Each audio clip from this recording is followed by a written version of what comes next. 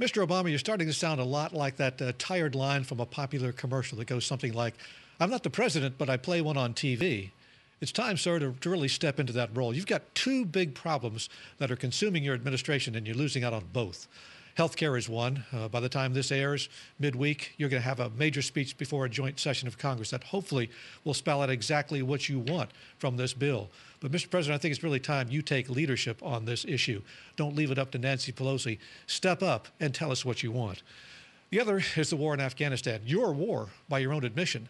You always said the war in Iraq was a war of convenience, but this was a war of necessity. Well, it's now become a necessity to win this thing. The polls in both instances have turned against you, and that's a bad sign for a man who tends to follow those polls a little too closely. But the thing that really bothers me about Afghanistan, one, we've lost a record number of soldiers in the month of August, 51. We've lost a record number for the year, 182, and there's still 4 months left.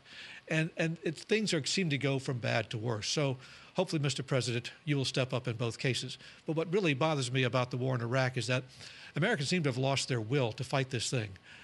I can't imagine a public opinion poll during World War II returning something like, well, 57% of the people think we're not going to win this war, or it's too costly, let's get out. Americans seem to have a much more dedicated fighting spirit in those days. And maybe the enemy was so clearly defined it made it easier, but I think we've also gotten spoiled.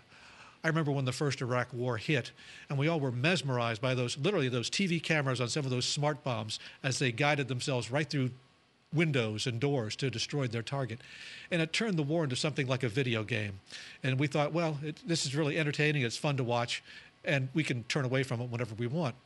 But in this war, as in Iraq, when the body bags started showing up, I think Americans kind of lost their will. They lost their appetite for the war. You know, and as a man who has a personal stake in this war, with my son-in-law likely to be redeployed again in Afghanistan, I think, Mr. President, we need assurances from you that we've got a winning strategy, that we've got the entire country behind our men and women in the field, and that you're committed not just to winning this war, but to getting us health care reform that a lot of people think we need. So, Mr. President, don't just play president, be one.